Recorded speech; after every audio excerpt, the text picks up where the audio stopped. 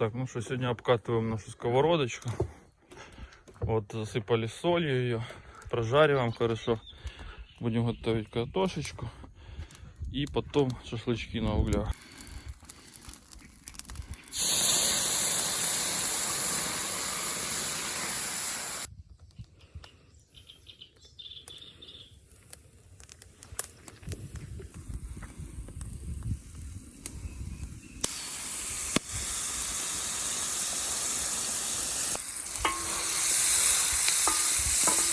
Вот такая вот наша сковородочка.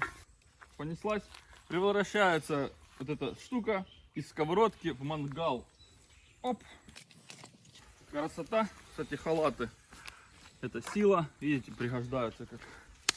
И вылаживаем нашу красоту. Обалденно сейчас будет. Обалденно. Ух, вкусняшка.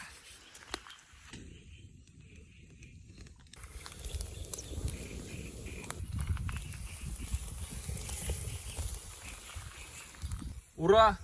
Все готово. Ай, какая красота! Ай, какая красота! Оп! Все, оп! Салат волшебный. Прошу к столу.